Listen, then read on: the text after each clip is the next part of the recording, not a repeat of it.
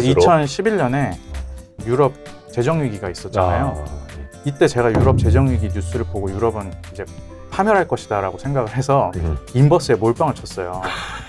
자산에 큰 손실을 입고 퇴근하면서 마포되기 위해서 와이프한테 전화를 했어요. 이제 주식 투자 안 하겠다. 정말 고수들은 주식에 빠지면 기분이 좋대요. 더 살 수 있어갖고. 저는 그렇진 않거든요. 저도 주식 빠지면 기분은 나빠요. 되게 짜증도 나는데, 근데 제가 팔자마자 바로 올랐어요. 그 다음날, 다다음날은. 원상복구 가더라고요. 제가 파니까.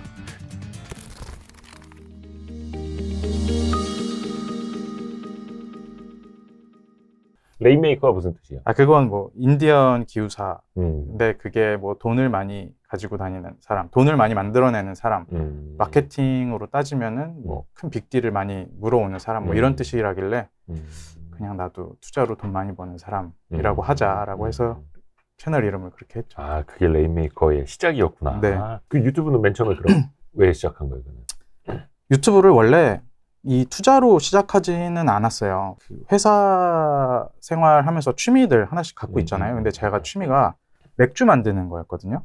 양조. 수제 맥주? 네, 수제 맥주. 오, 대박. 그래서 혹시 나중에 노후에 네. 회사를 잘리더라도 네. 뭐 어디 가서 알바라도 하려면 이 수제 맥주 같은 기술이 좀 도움이 되지 않을까 해서 수제 맥주 배우러 돈 내고 많이 다녔어요. 곡물 사서 갈아갖고 처음부터 하는 거 있잖아요. 진짜? 네, 그거를 배우러 많이 효모 다니고, 넣고 막? 네, 그래서 돈 주고 많이 배우고, 그 다음에 막 그 동호회가 되게 활성화가 많이 돼 있거든요. 거기도 뭐 만드는 이벤트 있으면 따라가서 만들고 막 그랬었어요. 야, 그러면은 그 맥주 만드는 콘텐츠가 그럼 옛날 거에 어딘가 있는 거야? 아니요, 지웠습니다. 왜냐면 왜? 저는 그걸로 시작을 했어요. 제가 워낙 재밌어 했고, 근데 인기가 너무 없어갖고 지웠습니다. 이게 인기가 그냥 자기 취미 생활로 하는 건데. 취미 생활이긴 한데 인기에 연연하는 분이네. 그렇진 않습니다. 이게 그 어느 정도 품이 들어가잖아요. 네, 유튜브 네, 찍는데. 네. 근데 그러면 조회수가 그래도 뭐 10명은 봐줘야 되는데 뭐 5명. 에이, 그 완전 초창기였을 거예요. 지금 꽤 올렸어요. 꽤 올렸는데 제가 왜 접었냐면 그 미국이나 이런 데서 그 홈브루잉으로 되게 유명한 사람들의 채널도 평균 구독자나 아니면 조회수가 뭐 100, 200 이 정도더라고요. 그거 보고 와, 여기는 시장이 좁다. 네, 시장이 좁다. 그래서 제가 되게 고민하고 있었거든요. 이거 이제 그만해야겠다. 근데 와이프랑 그때 이렇게 산책하고 있었는데 와이프가 아니 너는 맨날 투자 얘기 나한테 하고 지겨워 죽겠다. 투자 얘기 나한테 하지 말고 유튜브에 떠들어라. 그래갖고 그날 바로 집에 가서 그냥 핸드폰으로 찍어본 게 첫 번째 영상. 안녕하세요. 저는 프로필명 레인메이커로 블로그 활동을 하고 있는 레인메이커라고 합니다. 근데 좀 밝게 좀 하자. 할게요. 너무 어두워 보여, 사람이. 저는 되게 웃는다고 생각하고 찍었는데 항상 보면 웃진 않더라고요. 어둡더라고요. 네, 제가 말을 잘 못하거든요. 그래갖고 막 엄청 잘라요. 거의 뭐 찍은 거에 반은 자르는 것 같은데. 와이프가 다 편집을 하는데 네. 편집하면서 막 잔소리는 안 해요. 필요 없는 말 그만하라. 너무 필요 없는 말이 많다. 그 유튜브 그 레인메이커는 거품이었네. 좀 거품이 있습니다. 유튜브가 사람을 좀 고평가하게 만드는 것 같아요. 제가 그 정도가 아닌데 유튜버니까 이 정도 하겠지라고 사람들이 좀 잘못 생각하는 것 같아요. 그래도 뭐가 조금 있으니 좀 잘 되니 잘 하니 이런 걸 하겠지 하는. 근데 오히려 그걸 가지고 마케팅적으로 이용하는 사람들도 많은데. 그렇기는 한데 저는 제가 가진 컨텐츠는 투자자지 유튜버는 아니잖아요. 그래서 뭐 플랫폼의 차이가 있을 뿐이지 제가 유튜버를 하든 안 하든 제가 투자자로 잘 하게 되면 유튜브든 어디든 나중에 뭐 상관없이 제가 잘 될 수 있고 제가 중요한 건 투자하기 때문에 유튜브에 역시. 그렇게 크게 신경 쓰면서 하지는 않고 있습니다. 직장인으로서 겸업 투자를 하는 분이고 제가 알기로는 뭐 그래도 꽤 자산을 이제 모은 분으로 알고 아닙니다. 있어서 진짜 밥도 못 먹고 다닐 정도로 근근히 투자하고 있을 정도입니다. 밥은 제가 살게요. 아니 그러면 이거 제야의 고수들이라고 할까요? 아니면은 제야의 하수들은 아니고 그냥 제야의 일반인 정도면 괜찮을 것 같은데요. 투자 그럼 경험 얼마나 되는 거예요? 투자 경력? 투자를 한 거는 대학교 때부터 했어요. 하기는 대학교 때부터 했는데 그때는 진짜 그냥 우리 대중들 중에 못하는 사람들이 하는 거 있잖아요. 뭐 오늘 이거 오른다 그러면 따라가서 샀다가 다음날 떨어지면 팔고 그런 투자를 2011년까지 입사 후에도 계속 했던 것 같아요. 근데 저는 그때 제가 되게 똑똑하다고 생각했거든요. 이 국제 정세나 뉴스나 이런 거를 다 보고 나는 투자를 하고 있기 때문에 굉장히 똑똑하다. 스스로? 2011년에 그게 무너졌던 일이 뭐가 있었냐면 그때 유럽 재정위기가 있었잖아요. 네. 이때 제가 유럽 재정위기 뉴스를 보고 유럽은 이제 파멸할 것이다 라고 생각을 해서 인버스에 몰빵을 쳤어요. 그래갖고 실제로 돈을 많이 벌었거든요. 그렇죠. 아니 왜 시장 계속 흔들렸으니까. 네. 그때는. 근데 이런 투자가 부질없다는 거를 그때 깨달은 이유가 뭐냐면 이런 식으로 해서 돈 번 사람은 네. 적당하게 먹고 나오지 않아요. 왜냐면 자기가 애초 아이디어가 시장이 무너질 거라고 생각해서 인버스에 몰빵을 쳤기 때문에 네. 무너지면 무너질수록 자기 아이디어가 확고하다고 생각을 해서 거기에 더 넣거든요. 예. 아니면 안 팔거나. 예. 근데 거기서 조금 반등의 뭐 단초가 나오기 시작했잖아요. 뭐 어디서 지원을 한다고 그러고 뭐 그러면서 해결이 돼 가는 모습을 보여주는데 제가 생각할 때는 아직 근본적인 건 해결이 하나도 안 되는 거예요. 시장은 반등을 하고 있는데 이번 코로나 때도 마찬가지인데 그 시장이 무너진 요인이 완전히 회복되기 전에 네. 주식시장이 먼저 회복이 그렇죠. 되잖아요. 네. 근데 그때는 전 유럽이 완전히 끝장날 거라고 생각을 해서 더 넣었죠. 인버스 쪽으로. 네. 그래서 자산에 큰 손실을 입고 퇴근하면서 마포되기 위해서 와이프한테 전화를 했어요. 이제 주식 투자 안 하겠다. 아 그냥 위에서 전화를 하는 거죠? 네, 퇴근하는 걸어가는 와중에 거기 그러니까 그 인도 쪽에서 네. 난간 아유, 위가 아닙니다. 아니라. 예. 그래서 이제 주식 투자 안 하겠다. 네네네. 와이프 하지 말라. 예. 그렇게 얘기를 했는데 여기서 주식 투자 정말로 시작한 계기가 나오는데 그러고 나서 저축이나 이런 걸 진짜 열심히 했어요. 네. 제가 회사에서 좀 저축 잘하기로 유명한 돈 안 쓰기로 유명한 짠돌이. 짠돌이로 유명했어요. 근데 이렇게 돈을 모았는데 제가 어느 날 집에 가서 엑셀로 제가 퇴직할 때까지 만약에 풀로 안 잘리고 다닌다고 하면 얼마 모을 수 있을까를 쭉 해봤거든요. 근데 제가 외벌이라고 그랬잖아요. 네. 진짜 눈앞이 깜깜한 거예요. 서울에 집 한 채도 제대로 된 데 못 사겠다. 제가 알기로는 그래도 네. 평균 이상의 연봉을 받는 직장임에도 불구하고. 네. 그래서 그러면 돈을 어떻게 벌어야 될까. 근데 제가 그때 돈이 정말 없었거든요. 한 1억? 좀 안 됐던 것 같아요. 돈을 진짜 열심히 모았음에도. 결혼 이후에. 네. 결혼 이전에도 저는 열심히 모았고 이후에도 열심히 모았는데 이제 부동산을 그 돈 갖고 살 수는 없으니까 너무 작으니까 세계에 돈 번 사람들이 누가 있나를 보니까 자기 돈으로 사업해서 번 사람들 빼고는 다 주식 투자자인 거예요. 그렇죠. 그래서 그러면 주식 투자한 사람 중에 내가 그대로 따라할 수 있는 사람이 누가 있을까? 그러려면 정말 대가여야 되고 꾸준한 그 수익을 연속적으로 오랫동안 유지를 했어야 되고 그리고 무엇보다 자기가 직접 쓴 지침서 같은 게 있어야 된다고 생각을 해서 찾아보니까 피터 린치더라고요. 그래서 그때 이제 피터 린치 책을 처음 접했어요. 그게 2014년도거든요.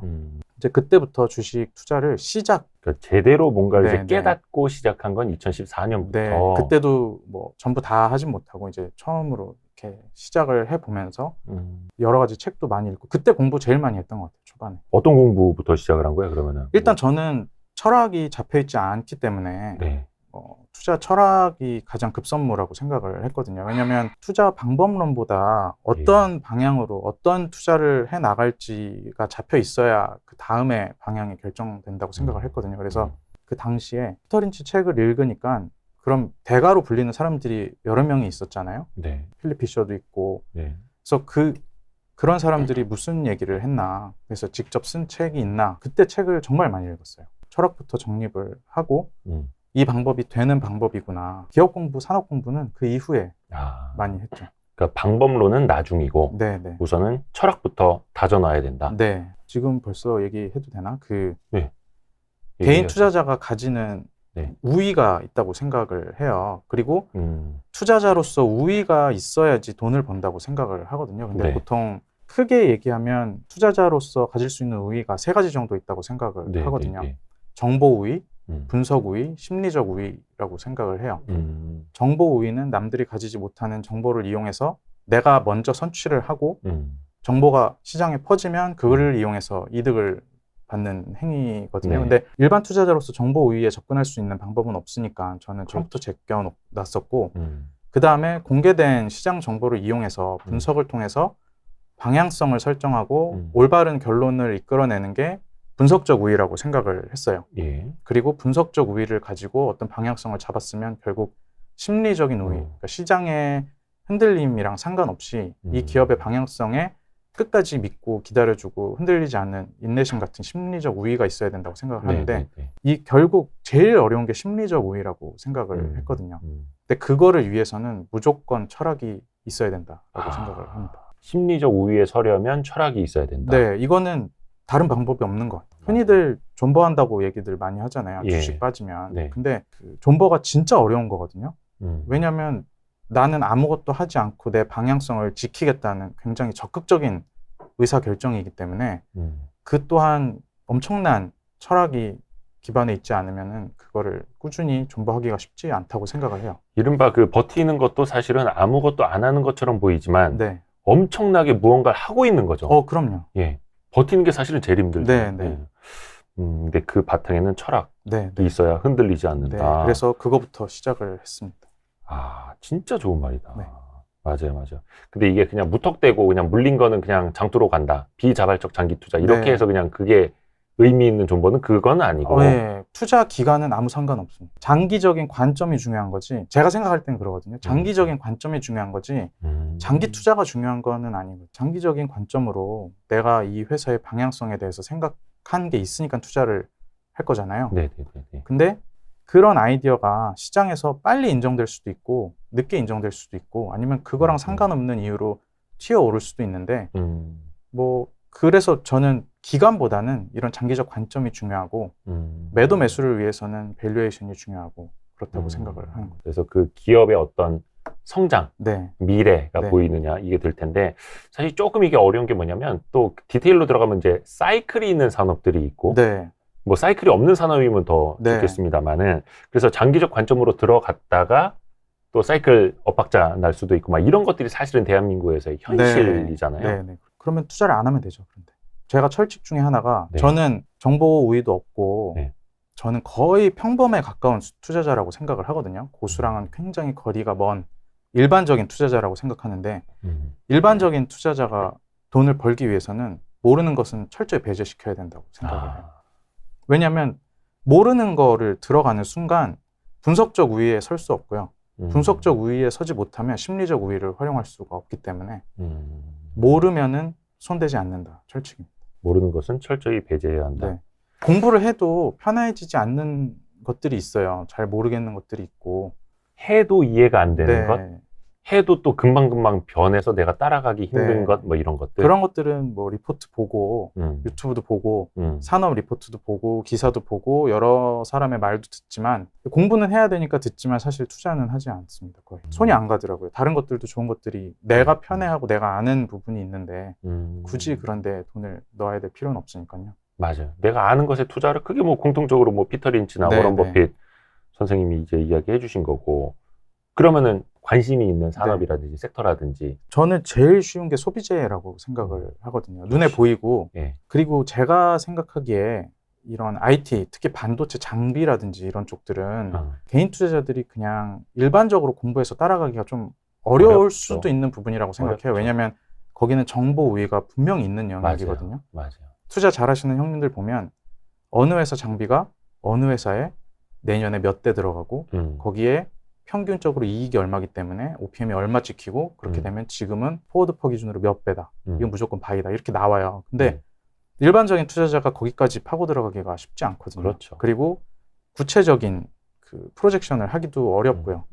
그리고 투자 기간이 너무 단기로 가다 보면 거의 제로섬의 영역에 가깝다고 보기 때문에 그거보다는 내 장점을 조금 더 심리적 우위를 활용할 수 있는 조금 추세적이고 내가 눈으로 확인할 수 있고 그리고 IR 통화를 통해서도 충분히 그 흐름을 확인할 수 있는 게 저는 소비재라든지 뭐 이런 거라고 생각을 하거든요. 맞아요. 뭐 대표적인 제 경험에서도 그런 것 같아요. 의류 같은 게 맞아요. 있겠죠. 맞아요. 네. 그러니까 사실 많은 분들이 그러니까 주부님들도 그렇고 진짜 소비재 쪽은 누구나 어렵지 않게 스터디를 할 수가 있는데 네. 그렇죠? 뭐 음식료나 이런 쪽도 좋아하세요? 그럼? 음식료도 좋아하는데요. 네. 음식료는 정말 제 포트에 발목을 잡고 있는 가장 큰 요즘 섹터입니다. 음식료가 네. 다 안 좋으니까. 근데 제가 생각하기에는 지금 음식료 아이디어는 훼손된 건 없다고 생각을 해요. 왜냐하면 가격에 전가가 되니까. 전가가 되고 있고 이런 원재료 상승세가 언젠가는 끝날 거라고 생각하기 때문에 그렇게 된다면 이제 스프레드가 벌어질 것이고 그러니까 판가에도 전이를 하고 있고 전가를 하고 있고 뭐 수출도 워낙 잘하고 있고요. 수출 데이터도 잘 나오고 있고 네. 한데 주가만 반대로 가고. 그러면은 본질과 가격 간에 괴리가 생기는 거기 때문에 저는 거기서 기회가 나온다고 생각을 하거든요. 그래서 저도 그 고민을 한 1년 넘게. 네. 이렇게 음식료주는 좋다는데 왜 계속 빠질까? 물론 이제 원재료 값이 오른 네, 것도 있기는 합니다만. 물론 그런 식으로 접근하는 게 100이면 100 다 맞을 수는 없겠지만 포트폴리오를 그런 관점에서 만들어 가다 보면 분명히 우상향을 하거든요. 그러니까 음식료가 맞다 틀리다의 문제가 아니고 그런 관점을 가지고 포트폴리오를 만든다는 게 가장 중요하다고 생각을 합니다. 맞다 틀리다보다 더 중요한 게 관점이다. 네. 이 얘기 강방천 회장님이 좋아하실 것 같은데. 강방천 회장님 책도 다 읽었죠. 강방천 회장님 네. 책 제일 최근에 내신 게 관점이잖아요. 그것도 관점. 다 읽었습니다. 네. 그 내용에 나오는 게 딱 이런 이야기입니다. 직장인 투자자잖아요. 네. 그러면 많은 분들이 나는 너무 시간이 없어요. 거짓말이죠. 그래요? 네. 또 늦게까지 일하고 집에 들어오면은 뭐 시간이 없다. 그 집에 갈 때 보면 예. 핸드폰으로 게임하시거나 유튜브 보잖아요. 그때 보면 되죠. 저는 출퇴근이 굉장히 길거든요. 제일 싼 동네에 제일 싼 아파트, 제일 오래된 구축. 동네 이름 얘기하면 동네 분들이 싫어하실 테니까 어쨌든 거기서 살았는데 출퇴근이 길었어요. 그래갖고 저는 편도 1시간 반이었거든요. 근데 그 시간 동안에 그때 기업 공부 제일 많이 했던 것 같아요. 출퇴근하면서 사업 보고서 다 보고 관심 있는 기업. 그런 말씀들 많이 해주시더라고요. 네. 이런 핑계 저런 핑계 뭐 친구도 만나야 되고 운동도 해야 되고 뭐 술도 먹어야 되고 게임도 해야 되고. 전 친구가 별로 없어서 술은 이제 밖에서 안 먹으니까 시간은 많이 있었던 것 같습니다. 근데 시간은 낼 수 있다. 그럼요. 의지의 차이다. 네. 제일 먼저 공부할 시간을 빼놔야 되는데 이것저것 다 하고 남는 시간에 하려니까 시간이 없는 거죠. 사실 이게 되게 꾸준한 게 중요한 거죠. 하루에 30분이어도 좋으니 꾸준하게. 그게 이제 1시간이 될 수도 있고. 그렇죠? 근데 저는 그 30분이어도 좋은이라고는 생각 안 해요. 그럼요. 제가 피터 린치 책을 정말 무수하게 많은 사람한테 추천을 해줬거든요. 주식이 아니니까 이건 자신 있게 추천을 해줬는데 이거를 막 한 달, 2달 읽더라고요. 근데 저는 지식은 빠른 시간에 집중적으로 습득을 확실하게 해야 된다고 생각을 하거든요. 그리고 반복을 해야 되는데 이거를 6개월 동안 한 권을 읽으니까 앞에 내용이 당연히 생각이 안 나죠. 그건 그냥 관심이 없는 거예요. 뼈에 새겨도 모자를 파네. 그거를 그렇게 길게 끌고 가면 해야지 하다가 시간만 가게 되고 그러다가 이제 잊혀지게 되고 그게 관심이 없는 거죠. 맞아요. 근데 돈은 벌고 싶고 모순이죠. 그러니까 저는 그거를 절실함이라고 표현을 하거든요. 절실함. 맞습니다. 그래서 주변에도 이렇게 돈을 버신 분들은 어릴 적에 되게 가난했던 분들, 가난이 너무 싫었던 분들이 돈에 대한 애착 혹은 집착이 생기고 그걸 위해서 더 많이 노력을 하고 약간 그런 분들이 있더라고요. 그래서 뭔가 필요에 의해서 뭔가 만들어지듯이 어떻게 보면 본인의 절실함에서 나오는 거 아닐까? 스터디 자체도. 그렇죠. 저희 집도 그렇게 쉽지는 않았습니다. 아버지 보증 섰던 게 뭐 잘못되거나 뭐 그렇다고 드라마에 나온 것처럼 어렵지도 않고 엄마 아빠가 열심히 해서 이제 교육도 다 시켜주시고 감사하게 다 대학도 보내주시고 했는데 그래도 조금 어렵다 보니까 돈이 부족하구나. 돈이 정말 중요하다는 생각을 중학교 때부터 상당히 많이 했거든요. 초등학교 때부터.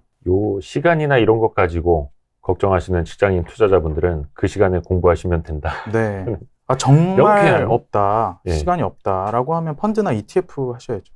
그것도 좋죠. 그것도 좋습니다. 그리고 또 뭐 제 주변에도 직장인 투자자로서 이제 투자하시다가 슈퍼개미 되신 분들 많잖아요. 직장인 투자자로서 오히려 뭐 장점 뭐 이런 것도 있을까 그러면? 누구나 처음에 투자할 때 고수는 아니잖아요. 다 초보 시절을 거치는데 직장인 투자자로서는 장점밖에 없다고 생각을 해요. 단점은 없고 장점만 있다? 왜냐하면 현금 유입이 되잖아요. 그렇죠. 내가 꾸준히 투자할 현금 유입을 만들어주고 그걸 바탕으로 내 투자를 지속시켜주고 내가 이 투자를 관점이 지속되더라도 우리 현 생활이 받쳐주지 못하면 시드를 유지할 수 없고 심리적 우위를 쓸 수 없거든요. 근데 여기서 나오는 월급을 통해서 심리적 우위를 어느 정도 굳건하게 다져주거든요. 나는 내 생활은 어차피 월급으로 되니까 지금 이거는 충분히 버틸 수 있다. 이런 뒤가 있기 때문에 저는 초반에는 장점밖에 없다고 생각을 해요. 그러니까 현금 흐름이 이제 있기 때문에 가장 중요한 거죠. 그렇죠. 그게 가장 크죠. 근데 아까 좀 짠돌이라고 해서 좀 여쭤보고 싶은 게 많은 분들이 월급은 그냥 통장을 스쳐갈 뿐 어떻게 거기에서 또 투자할 돈들이 생기느냐라고 또 생각하시는 분들이 있거든요. 그런 분들을 위해서 좀 이야기해 주신다면. 짠돌이로서. 저는 정말 안 썼어요. 그러니까 밖에서 술도 안 먹고 네. 뭐 옷도 안 사고 네. 저는 아무것도 돈을 안 썼습니다. 왜냐하면 미래를 위해서 제일 중요한 게 저는 시드를 모으는 거라고 생각을 했기 때문에 돈이 어느 정도 모여야 주식으로 수익을 내더라도 그 수익의 의미가 있거든요. 시드가 너무 작으면 주식 수익률 아무리 많이 나봤자 내가 돈 좀 아끼면 그게 훨씬 더 많을 수 있어요. 그래서 초반에는 무조건 아낀다고 생각을 했습니다. 이거는 택시 당연히 안 타고 커피 안 먹고 제가 이렇게 봤던 많은 분들이 돈이 안 모인다라고 하는데 보험에 돈을 엄청 쏟아붓는 분들이 많더라고요. 그래서 보험에 돈을 많이 쏟아부으면 돈이 당연히 안 모입니다. 그렇죠. 네. 그래서 약간 이런 지출 구조 조정부터 네. 좀 해야 되는 거고. 네. 통장 몇 개 쪼갠다. 네. 이런 얘기들 많잖아요. 네. 뭐는 무슨 용, 뭐는 무슨 용. 예. 그런 거 하등 쓸모없다고 생각을 해요. 그냥 내가 일단 지출을 아껴. 조절을 해야지. 그리고 보험같이 고정비로 빠지는 것들을 한번 다시 점검을 해야지. 통장 같은 거 아무리 쪼개봤자 별로 의미가 없죠. 그러면 약간 소비 형태는 지금도 비슷해요? 비슷해요. 저는 비슷한데 이제 가족에 대한 소비는 옛날 같지는 않죠. 이제 애도 있고 그런 식의 쪼이는 거는 정말 저랑 와이프랑 둘이 파이팅 절절할 때만 할 수 있는 거고. 여유가 생기면 사람은 자기도 모르게 지갑이 열리고 네. 말 그대로 여유가 생기잖아요. 네. 근데 당연한 것 같아요. 제가 돈을 버는 이유도 가족이랑 행복하게 살기 위해서 돈을 버는 건데 그렇죠. 그 돈을 다 싸들고 갈 것도 아니고. 그래서 저는 어느 정도 올라오면 네. 가족한테 쓰는 돈은 아낄 필요는 없다고 생각을 합니다. 제 별명이 네. 동기가 항상 그랬어요. 너는 죽을 때 금관 짜서 죽으려고 하냐고. 돈을 그렇게 안 쓴다고. 그래서 맨날 저한테 금관이라고 했어요. 금관.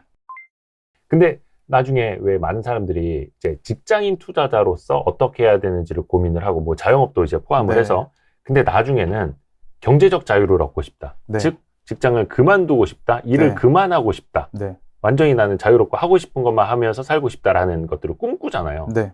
그러면 우리 레인메이커 유영민 님께서는 어떻게 이거는 생각을 하세요? 본인은 어떻게 하고 싶어요? 저는 그거는 경제적 자유를 완전히 얻고 난 다음에 생각해도 늦지 않다고 생각해서 생각을 안 하고 있습니다.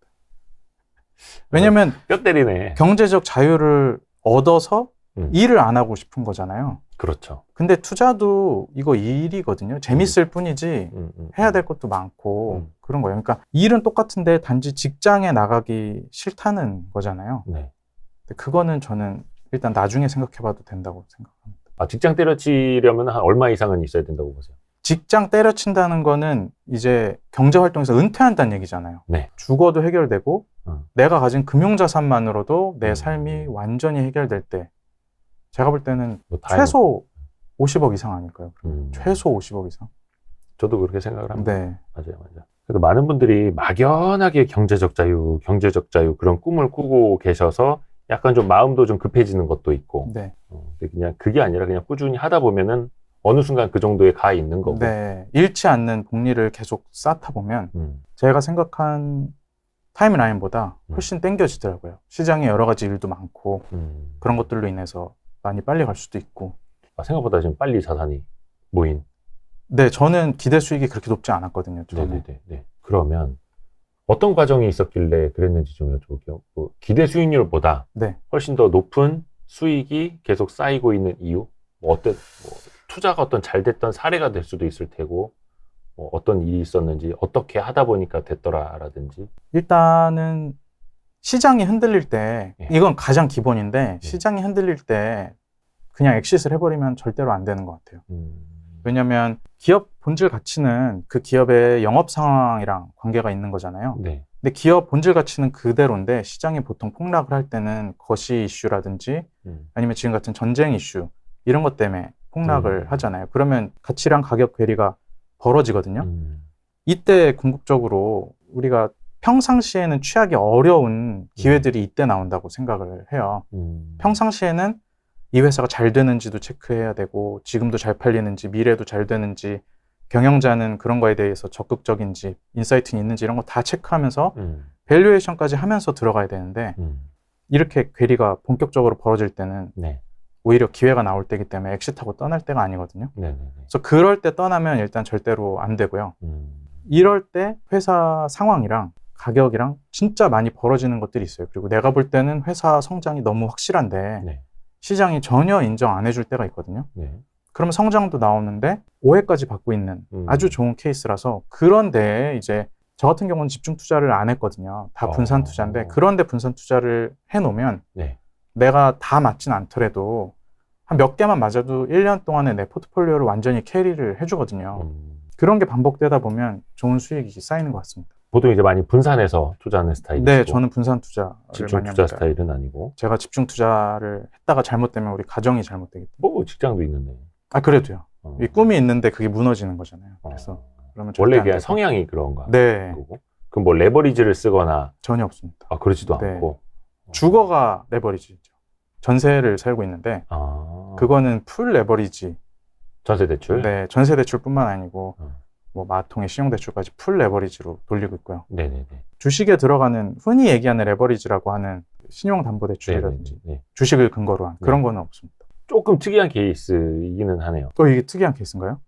저도 이제 잘 하시는 분들이 네네네. 그런 쪽에 많이 해서 시간을 당기는 거는 알고 있는데 네. 제가 생각하기에 그런 레버리지는 진폭을 키울 뿐이라고 생각을 하거든요. 그래서 어쨌든 시간이 걸리겠지만 도달을 할 수 있다고 생각을 하기 때문에 그 진폭을 키우는 거는 신경을 쓰지 않고 있습니다. 그래서 아까 약간 성장과 오해 네. 약간 좀 이야기를 해주셨었고, 하지만 분명히 성장주를 좋아할 테고, 물론이죠. 그게 가치주라 할지라도 성장성이 없으면 안 되는 거니까. 가치주, 성장주를 나누지는 않거든요. 왜냐하면 의미가 없다고 생각을 그렇죠. 해요. 기업은 성장하지 않으면 죽어가는 거잖아요. 그렇죠. 그래서 저는 기업이라면 성장을 해야 되고 투자자라면 이건 필립 피셔가 얘기했던 12가지 지침 중에 1, 네. 2번에 나오는 거기도 한데 예. 기업이 가까운 미래에 성장을 할 수 있는 아주 좋은 제품이라든지 이런 성장 동력을 갖고 있는지에 대한 판단이 투자자로서 가장 우선된다고 생각을 하고 그런 좋은 제품들은 한 2, 3년 동안에 성장 여력을 다 소진해 버릴 수도 있잖아요. 네. 그러면 그 이후를 이끌어주는 거는 결국 경영진이거든요. 그래서 경영진이 여기에 대한 어떤 분명한 인사이트를 갖고 있는지 이런 거를 조합을 해서 장기적 관점으로 투자를 해야 조금 더 좋은 수익을 오래 끌고 갈 수 있다고 생각을 합니다. 단순히 어떤 제품 경쟁력 뭐 이런 거 성장성뿐만이 아니라 경영진까지. 네, 너무 당연하게도 분리할 수 없다고 생각을 해요. 그렇죠, 네. 그렇죠. 경영진의 이제 능력 위주로 또 봐야 네. 되는 거고. 근데 경영진이라는 게 사실 저도 많이 이제 취재를 해보고 또 저도 기사도 쓰고 뭐 방송도 같이 하고 한데 언론이나 미디어에서 비춰지는 경영진들의 모습은 대부분 포장이 잘 되잖아요. 네. 그걸 가려서 보기가 상당히 좀 쉽지가 않고 아니면 아예 그냥 은둔의 경영자 네. 이런 분들 많고 뭐 그걸 어떻게 가려보는지랑 좀 뭐 어떤 것들 위주로 보는지 원칙 같은 거 있을까요? 이게 가장 쉬운 방법이 네. 경영자는 은둔을 할 수 있어도 네. 회사의 방향은 은둔을 할 수 없거든요. 회사의 비전이라든지. 그러니까 제일 쉬운 지금 예는 FNF만 보더라도 그 얘기할 줄 알았어. 네, 지금 당장은 MLB의 중국 시장 진출만 보고 있잖아요. 네. 여러 가지가 남아 있잖아요. 지금 뭐 테일러메이드 연결 이슈도 있고 테일러메이드 인수한 것부터 네. 테일러메이드의 의류 쪽을 얹을 수도 있고요. 그 이후에는 테일러메이드를 상장할 계획이던데 상장하게 되면 그거를 가지고 테일러메이드 인수를 받잖아요. 투자자들이. 네. 얘네가 돈을 이상한 데 쓰는 게 아니고 자기 본업 가치를 공고히 하고 해자를 구축하기 위해서 돈을 쓰는구나. 그럼 그게 곧 자본 배분이거든요. 네. 그러면 테일러메이드를 통해 얻은 이득도 당연히 그런 데 쓰겠구나라고 추측을 해볼 수가 있잖아요. 네. 뭐 예를 들어서 이 회사가 돈을 많이 벌었는데 반도체 회사인데 갑자기 변기 만드는 회사를 샀다. 이러면 돈을 완전히 이상한 데 쓰는 거잖아요. 이런 경영 스타일이 다 나오기 때문에 이거는 숨길 수가 없다고 생각을 합니다. 조금 오래 본 투자자라면. 그리고 그런 거를 볼 수 없겠다. 너무 네. 어렵다. 여긴 뭔지 모르겠다라고 하는 데는 투자 안 하면 되죠. 저도 여러 번 김창수 대표님 그 섭외 넣었다가 여러 번 이제 까여가지고 네. 은근 맞더라고요. 네. 이런 것들이 정말 여러 가지가 있거든요. 뭐 예를 들어서 제가 2021년에 가장 큰 수익을 보고 지금은 갖고 있지 않으니까 얘기를 하는데 아프리카 TV 같은 경우도 맞아요. 이런 경우였거든요. 여기는 대표이사님이 심지어 스트리밍에 나와갖고 자기네 회사가 뭐 할 건지 계속 얘기를 해줘요. 맞아요. 정말 그냥 가이드 줄 보고 따라만 가면 됐던 회사였는데 다들 그때는 그 의심을 했죠. 네, 의심을 했죠. 네. 의심을 하지 말았어야 되는데 본인이 개인적으로 제일 많은 영향을 받은 투자자 그게 투자의 어떤 뭐 진짜 대가들, 네. 해외에 있는 대가들이 아니라 뭐 국내에 있는 분들도 그렇고 어떤 분들 좀 꼽을 수 있을까요? 저는 당연히 피터 린치라고 음, 생각을 합니다. 왜냐면 그 책이 너무 쉬워요. 맞아. 그 책에 있는 메시지가 쉽다는 게 아니고 네. 책을 너무 쉽게 쓰셔갖고 누구나 다 쉽게 접근해서 대단한 지식이 없어도 다 읽을 수 있거든요. 회계적인 얘기가 많이 나오는 것도 아니고. 그래서 저는 그게 거의 걸작이자 저한테 영향을 많이 줬던 책이라고 생각을 해요. 투자는 이런 거구나라고 그때 처음 접했거든요. 맞습니다. 저희가 그 리딩방 하는 거 혹시 아세요? 뭐라고? 저희 리딩방 해요. 아, 그래요? 근데 그 리딩, 책을 읽는 책을 리딩방. 읽는, 네, 네네. 그래서 저자들 이렇게 모시고 있는데 피터 린치 이제 섭외되는 우리 투자자들이 책 같은 거 추천해 달라고 얘기를 많이 하는데 네. 피터 린치 책 추천해 주면 그거 말고 딴 거 없냐고 많이 그래요. 네. 근데 제가 생각할 때는 다른 책들 볼 필요 없이 대가들이 핵심이라고 했던 말들만 나와 있는 책만 보면 된다고 생각을 하거든요. 책 보고 그대로 하면 되는데 그대로 하면 되죠. 그 책만 쌓아놓고 있죠. 아까 조금 그래도 투자 뭐 잘 된 사례라든지 뭐 몇 가지 이야기를 해주셨는데 약간 좀 투자 아이디어가 틀렸다거나 네. 아니면은 뭐 이제 속된 말로 물려버렸거나 네. 이런 것들도 있을 거 아니에요. 근데 그럴 때 있었죠. 이제 이게 내가 물렸다라는 판단, 손절을 해야 되겠다라는 판단 어떤 네. 기준으로 나누는지도. 내가 틀렸다라고 생각되면 네. 손실 규모랑 상관없이 바로 팝니다. 예를 들어서 이게 아니라 어떤 회사 같은 경우는 제가 이 회사가 제품 자체에 해자가 없다는 거는 알고 있었는데 네. 경쟁자가 죽어서 네. 이 회사가 그 시장을 다 먹었던 투자 사례가 있어요. 다 먹은 건 아니고 과점을 했던 거죠. 네. 1위로 올라가면서 가격도 끌어올리고 그래서 괜찮을 거라고 생각을 해서 투자를 했어요. 네. 근데 그때 투자하고 나서 원자재 가격이 좀 많이 올랐거든요. 근데 그 원자재 가격을 전가를 하고 있는지가 궁금했어요. 네. 왜냐면 제가 생각한 대로 시장 지배력을 갖고 있고 시장 지배력이란 말은 곧 가격 지배력이란 말과 똑같다고 네. 생각을 하거든요. 네. 그렇게 된다면 이거를 반영을 충분히 할 거라고 생각을 했거든요. 그렇죠. 저는 그래야 이 회사의 투자 포인트가 많이 있지만 제가 생각한 포인트는 그거라고 생각을 했기 때문에 IR 통화를 해서 물어봤어요. 잘 올라가고 있냐.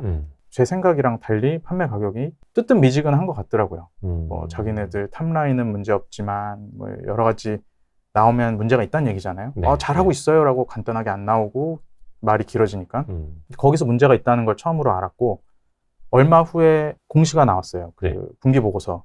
분기 보고서를 통해서 숫자로 확인을 했죠. 여기는 전가가 안 되는구나. 그래서 실적이 무너지고 주가도 박살이 났거든요. 저도 그거 당연히 손실 중이었어요. 네네네. 근데 팔았습니다. 그렇게 되면 저는 매도하는 게 맞다고 생각해서 그럴 때 매도를 하거든요, 보통. 근데 팔고 나서 주가는 더 무너진. 네, 왜냐면 최근 시장이 그렇게 좋지는 않았으니까. 이게 또 사람 심리가 팔고 나서 주가가 떨어지면 또 은근히 네. 형언할 수 없는 희열 같은 게 있죠. 근데 제가 팔자마자 네. 바로 올랐어요. 그 다음날, 다다음 날은. 원상복구 가더라고요. 제가 파니까. 멘탈 어땠어요? 전 뭐 상관없었습니다. 그래요? 네. 정말로? 네. 일반인들은 이제 멘탈이 조금 힘들어요. 물론 그 기업의 주가를 볼 때 기분은 나쁘죠. 네.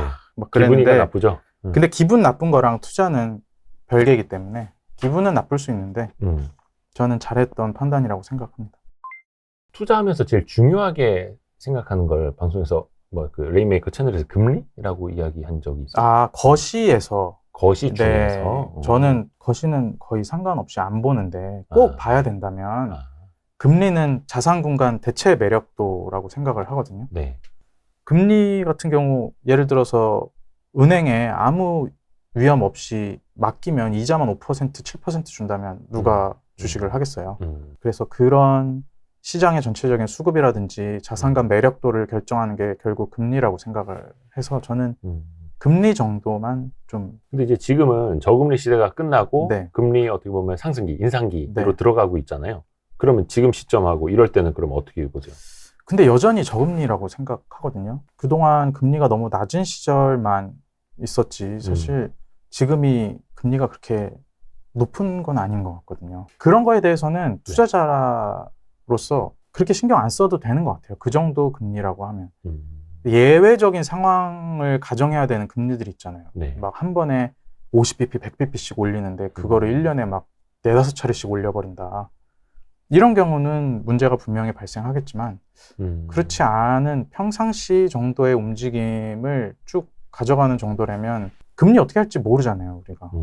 근데 뭐 어떻게 될지 모르는 거에 집중하기보다는 그래서 약간 거시적인 뭐 매크로 지표들은 네. 이제 크게 신경을 쓰지 않고 네. 좀 숲보다는 나무에 집중하는 스타일. 네. 근데 그 좀 시세라든지 이런 뉴스라든지 이런 것들을 또 매일매일 들리잖아요. 그건 보죠. 어. 우리가 가십 같은 거 매일 보듯이 그냥 봅니다. 그거는 이제 그냥 보는 것과 네. 내 투자에 반영시키지 않는 것 네. 사이에 어떻게 보면 연결은 안 돼 있는데 네. 그냥 흔들리는 거죠. 아, 뭐 금리 때문에 미국 그냥 나스닥이 막 2% 막 급락을 했고 네. 우리 시장도 같이 흔들리고 막 이래버리면 사람들은 누구나 흔들릴 수는 있는데 그렇죠. 그럴 땐 좀 어떻게 하시는지. 저는 아까 말씀드렸다시피 내가 투자하고 있는 기업이 만약에 네. 부채가 굉장히 많아서 차입이 많다. 근데 금리가 빠르게 올라간다라고 하면 무조건 문제가 생기죠. 왜냐하면 그 돈을 다 갚거나 이자를 상환해야 되는데 이게 금리가 빠르게 올라갈수록 수익이 악화될 그렇죠. 테니까 문제가 생길 텐데 그게 아니면 내 투자 방향이랑 생각을 해서 문제가 없다면 기분은 나쁠 수 있죠. 정말 고수들은 주식이 빠지면 기분이 좋대요. 더 살 수 있어갖고. 뭐 돈이 있을 때. 네, 근데 저는 그렇진 않거든요. 저도 주식 빠지면 기분은 나빠요. 네, 근데 그럼요. 기분 나쁘고 되게 짜증도 나는데 그거랑 상관없이 내 기업은 여전히 돈을 잘 벌고 있다면 거기에 흔들릴 필요가 있을까? 네. 그냥 기분 나쁜 건 기분 나쁜 거고 투자는 투자고. 네. 네. 주가가 돈이 있으면 네. 싸지면 싸질수록 더 좋은 거기는 한데 네. 내가 뭐 다음 주에도 더 살 수 있고 네. 다음 달에도 더 살 수 있고 근데 항상 이제 많은 주식 투자자분들은 현금이 없죠. 네. 싼 주식 엄청 많이 보여. 네. 계속 사고 싶어. 네. 혹시 그런 스타일이세요? 저도 싼 주식 보여서 사고 싶죠. 근데 돈이 없죠. 저는 현금이 잘 없는, 안 갖고 있는 스타일이라서 그럼 항상 그 주식 비중이 거의 거의 풀입니다. 제 머릿속에는 현금 비중 15%는 항상 지키자라고 네, 네. 생각은 하는데 예. 지켜본 적이 없습니다. 또 저기 싼 주식 네, 그러면 저거 나중에 팔아갖고 15% 하면 되지 뭐 하고 하는데 여기서 직장인 투자자가 또 유리한 게 네. 마이너스 통장이라든지 신용대출 같은 경우는 네. 직장인이 현금과 다름없이 내가 직장을 유지하고만 있으면 쓸 수 있는 현금 가용 자원이잖아요. 네, 네, 네. 뭐 그런 거를 저리로 쓸 수 있다는 것도 직장인 투자자의 장점이라고 할 수 있을 것 같아요. 네. 그것도 쓰고 계세요? 네, 그것도 많이 쓰죠. 네. 신용대출이라든지 마통 같은 경우에는 반대 매매가 없으니까. 네, 그렇죠? 반대 매매 이자만 걱정이 잘 전혀 내면 없으니까. 되니까. 네. 오히려 그래서 주담대를 받기 전에 약간 일정 금액이 필요하다면 차라리 주담대 신용보다는 네. 그냥 이제 은행권 신용대출이나 마이너스 통장을 이용하라. 저도 약간 그런 쪽으로 조언을 하거든요. 레버리지를 이용해야겠으면 네. 주식 투자하는 직장인으로서 레버리지를 이용해야겠으면 그런 게 더 먼저라고 생각을 하죠. 그래서 저는 리밸런싱도 하긴 하는 스타일인데 네네. 리밸런싱은 잘해야지 의미가 있잖아요. 그렇죠. 괜히 또 엉켜버리면. 네. 그런 의미에서 저는 아무것도 안 하는 것도 굉장히 좋은 투자라고 생각합니다. 내가 더 살 돈이 없고 네. 내가 포트를 봤더니 이거를 건드려야 될 이유를 모르겠다. 그러면 뭐 굳이 아무것도 안 해도 되죠. 그렇죠. 아무것도 안 하는 것도 뭔가를 하는 거니까. 물론입니다. 이거 예. 굉장히 많은 분들이 그렇게 웃으세요. 아무것도 안 하는 것도 적극적인 의사결정이다. 네.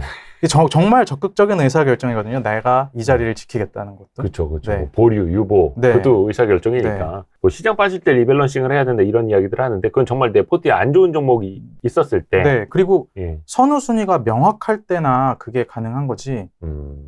내가 시장 빠지면 이 종목을 얼마까지 빠지면 이건 무조건 담겠다 이런 게 있고 그리고 내 포트 중에 이거는 정말 내가 잘못 샀다 아이디어가 훼손이 됐다 이건 처분을 해야겠다 이런 게 있을 때 비중을 맞추고 리밸런싱을 하는 거지 그게 없이 그냥 빠졌으니까 리밸런싱 하는 거는 좀 위험하다고 생각합니다. 그렇죠. 너무 단순하게 네. 기계적으로 하는 게 아니라 그 세부적인 것들을 보고 내 논리랑 맞는지도 이제 맞춰봐야 되는 거고. 그 아까 이제 좀 좋아하는 섹터는 그러니까 소비재 네. 쪽이 이제 분석하기는 쉽다고 말씀을 해주셨는데 또 소비재라든지 그런 쪽만 투자하시는 건 또 아닐 거 아니에요. 아니죠. 네, IT도 투자했던 적이 있었어요. 장비 같은 경우는 좀 어렵다고 생각을 해서 IT 소재라든지 소재 쪽으로. 네, 반도체 소재라든지 아니면 삼성전자 제일 쉽잖아요. 네, 삼성전자 투자하면 너무 대형주라서 네. 가오가 빠진다라고 생각하는 고수분들도 계시는데 네네네. 제가 생각할 때는 저는 이제 그런 수준이 아니고 일단 돈만 벌면 된다고 생각을 하는 축이기 때문에 네. 삼성전자 정말 싸졌을 때는 2019년이었나? 그때는 삼성전자가 배당주였어요. 심지어 고배당주였습니다. 그렇죠. 우선주 기준으로. 그래서 그렇게 많이 빠졌을 때는 부담 없이 살 수 있는 것들이죠. 삼성전자 뭐 PER 5배 막 이렇게 갔던 적도 있어요. 그거 얼마 안 됐어요. 근데 그거는 삼성전자 같은 경우는 반도체는 그때는 사이클이 있기 때문에 PER로 보기는 좀 그렇죠. 어렵다고 생각을 하는데 19년 같은 경우는 사이클도 무너지고 이제 막바지였기 때문에 가격도 무너지고 주가도 무너지고 거기서 사서 어디까지 오를지는 모르겠지만 물려도 괜찮다고 생각을 했습니다. 맞아요. 그런 말들 많이들 해주시더라고요. 적당히 물려도 괜찮다 싶을 때 들어간다. 물리는 걸 또 두려워하면 어차피 또 주식 투자 못하는 거고. 저는 사면 거의 다 물리고 시작하는 것 같아요. 약간 그런 거 있잖아요. 근데 딱 들어가자마자 한 3% 물리고 시작을 하면 아니, 내가 틀렸나? 계속 자기를 또 의심하게 되잖아요. 뭐 물론 이 세상에 확실한 건 없으니까. 그럴 때는 뭐 어떻게 막 체크를 체크를 미리 해보고 사기 때문에. 네네네. 그죠. 뭐 그 단시간 안에 뭐 일주일 안에 변한 건 없을 테니까. 그럼요. 갑자기 다음날 3% 빠졌다고 회사가 안 좋아졌다가 다음날 5% 오른다고 회사가 좋아지고 이런 건 아니니까. 그냥 기분만 나쁜. 네, 기분만 나쁘죠. 기분 나쁘면 저는 매수를 한 번에 안 하고 분할 매수를 하거든요. 그러면 더 사고 그런 식으로. 내가 생각한 비중까지 올릴 때까지는 그렇게. 매수도 항상 분할 매수로 들어가는? 항상은 아니고 그렇게 주로 합니다. 기다릴 필요 없다고 생각하면 바로 사고요. 주변에서도 같이 이제 스터디 하시는 분들 계시잖아요. 네, 저는 스터디가 처음엔 없었고요. 스터디 없이 그냥 했었고 온라인으로 의견 교환하는 거 모임 하나 있습니다. 자유롭게 의견 나누는 정도. 올해 조금 눈여겨보는, 그러니까 뭐 기업 이야기 하기에는 좀 그러니까 섹터, 뭐 산업 정도? 어떤 게 좋게 보이는지. 저는 단기적으로는 당연히 건자재라고 생각해요. 건자재 그 중에서도. 건설보다는 건자재. 네. 건자재 얘기는 여러분께서 이미 많이 해주셨잖아요. 고수분도 나와서 그렇죠. 많이 뭐 해주시고. 대선 이후에도 뭐 그렇고. 건자재 같은 경우도 물론 이제 건설 같은 경우는 최근에 건설 비용이 장난 아니다 하더라고요. 뭐 시멘트, 철근, 레미콘 뭐 다 오르니까. 그래서 건자재가 더 나을 것 같다고 저는 단기적으로는 생각을 하고요. 유망하다 그런 거는 아직 제가 그런 것까지 생각하면서 투자를 하진 못하고 이 기업이 앞으로 짧은 시간 안에도 잘할 것 같고 미래에도 준비하고 있는 게 있고 그리고 경영자 또한 여기에 관심이 많아서 내 돈을 맡길 수 있다. 이게 장기적 관점에서 투자한다는 경우는 내가 먼 미래까지 내다보기는 불가능하잖아요. 결국 그 결정을 나 대신 하면서 기업을 이끌어줄 사람이 경영자이기 때문에 그런 측면에서 괜찮은 기업이면 가져가는 거지. 사실 저는 막 섹터를 보고 여기가 유망할 것 같아서 투자하고 이런 수준은 아직 안 되는 것 같아요. 근데 건자재 쪽은 올해 이제 좀 좋게 보시는 맞습니다. 왜냐면 오래 기다렸기 때문에. 그것도 물려 있어요?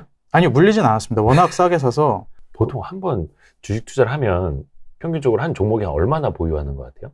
너무 달라서 그 JYP 예전에 2020년 말이었나? 그때 같은 경우는 어떤 그룹 이슈로 갑자기 주가가 확 솟아올랐거든요. 그런 경우는 진짜 사고 나서 얼마 안 돼서 팔기도 했었고요.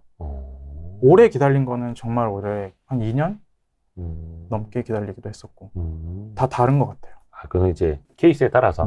그렇죠. 당연히 이제 뭔가 오버슈팅이 나오고 본질 가치보다 훨씬 더 이제 오버해서 가는 주가가 있다면 뭐 또 차익 실현 기회도 되는 거니까. 그리고 내가 생각한 가치가 있는데 거기까지 도달 못 하더라도 빨리 땡겨줄 수 있잖아요. 시간 대비. 그러면 이 정도면 시간 대비 괜찮다라고 생각하면 그 전에 매도하기도 하고요. 마지막으로 개인 투자자분들을 위해서 특히 이제 뭐 제야의 고수 아니 뭐 제야의 중수, 제야의 일반인. 제야 일반인 입장에서 봤을 때 주변에 어떻게 하니까 좀 투자 고수들이 된 것 같아 보이는지 잘 되는 사람들. 잘 되는 사람이요? 하고 또 뭐 한 10년 넘게 계속 주린인 사람들도 있고 아니면은 공부는 하는데 뭔가 막 잘 안 되는 사람들 있잖아요. 어떤 특징들이 있더라. 좀 이야기해 주실 만한 거 있을까요? 이 투자 형태가 각각의 기질이라든지 가지고 있는 특성에 따라서 전부 다 다르거든요. 어떤 분은 모멘텀을 정말 잘 하시기도 하고 어떤 분은 이 분석적 우위가 정말 뛰어나서 어떻게 저기서 저런 분석을 이끌어냈을까라고 하는 정도의 분석을 하기도 해요. 인사이트가 뛰어난 분도 있고. 근데 하나같이 예외 없이 심리적 우위를 갖고 있는 것 같아요. 이분들이 시장 좋을 때만 투자해갖고 고수가 되고 슈퍼개미가 된 건 아니더라고요. 당연하겠죠, 그거는. 네. 왜냐면 우리가 투자할 때 대부분은 재미없는 시간들이잖아요. 네. 주가가 오르지 않는. 근데 그거랑 상관없이 투자를 하시더라고요. 기분 나쁜 건 기분 나쁜 거고. 투자는 투자고. 이게 확실히 분리가 되더라고요. 그냥 시장이 안 좋다고 금리 얘기 나오고 전쟁 이슈 나오고 그래서 시장 많이 흔들릴 것 같다라고 그분들도 똑같이 생각을 하시는데 그거랑 별개로 자기가 노리고 있던 종목이 업황에 문제가 없는데 시장 이슈로 여기까지 빠졌다.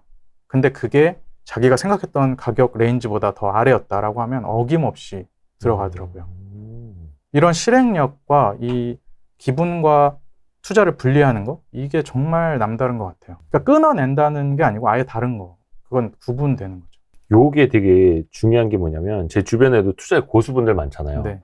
근데 이제 겉으로 봤을 때도 뭐 차분하게 시장 대응 잘 하시는 분들이고 되게 이제 뭐라 해야 되나 이미지도 좋고 네. 이런 분들 중에서도 시장 빠지고 자기 주가 빠지면 막 짜증난다고 그러고 기분 나빠요. 신경질 이런 분들이 계세요. 네, 네. 그러면서 이제 저분도 사람이구나. 막 심지어 어떤 막 되는 일이 하나도 없네. 근데 막 자산도 엄청 불어나고 네, 있는데 막 네. 이런 분들이 있거든요. 근데 공통적으로 제가 그럼 뭐가 다를까? 저 사람들도 똑같이 심리가 있는 사람들인데 근데 네. 그거를 말 그대로 짜증만 내고 끝내는 거야. 네. 짜증난다고 흔들린다고 기분 나쁘다고 우울하다고 해서 이거를 막 손절하거나 이게 아니라 네. 투자로서의 어떤 액션은 액션대로 기분은 기분대로를 옆에 이제 분절을 해놓는 거죠. 네. 그 차이가 크더라고요. 네. 그래서 아까 말씀드린 분석적 우위랑 심리적 우위가 동시에 갖고 계시더라고요. 그런 분들이 전부 다. 맞아요. 네. 그래서 정말 많이 배워야겠다라는 생각을 많이 하죠. 그 주변에도 보면 이제 그거를 못해서 네. 기분대로 액션을 했다가 네. 후회하시는 분들도 많고. 네. 사실 종목은 그렇게 중요하지는 않은 것 같아요. 제가 볼 때는. 그러니까 빠르게 슈퍼개미가 되는 분들은 종목 잘 잡아서 빠르게 올라가고 레버리지까지 태워갖고 팍팍 올라가지만 그렇지 않고 우리 같은 일반인들 있잖아요. 그냥 투자를 하는 사람들은 종목보다는 어떤 종목 하나 잘 받아갖고 이것 때문에 내가 포트폴리오 캐리가 된다. 이 종목 누가 줬는데 이것 때문에 이익을 본다. 이런 건 거의 의미가 없고요. 네, 맞아요. 본인의 것이 있어야 되는 거고요. 오늘 우리 레인메이커 유영민님 통해서 또 역시나 많은 걸 배웠습니다. 왜냐면 이 섭외를 한 언제부터 했죠? 한 작년 여름? 네. 쯤부터 이 섭외를 제가 이제 추진해 왔던 거기 때문에 그래서 오늘 뭐 말로는 제야의 일반인이라고 했지만 제야의 고수 이렇게 표현을 해도 고수분들 여기 많이 나오신 거 봤는데 네네네. 저는 거기에 비빌 레벨이 전혀 아니고요. 네. 그냥 일반 직장인 투자자가 이렇게 네네네. 한다더라. 네네네. 이렇게 하는 애도 있다더라. 뭐 그 정도인 것 같아요. 그리고 이 타이틀은 저희가 제야의 중수들이라고 달고 나가도록 하겠습니다. 그래서 네. 너무 감사하고요. 네. 레인메이커도 이제 흥하시길 감사합니다. 바라겠습니다. 고맙습니다. 네, 감사합니다. 아유, 불러주셔서 저야말로 영광이었습니다. 고맙습니다.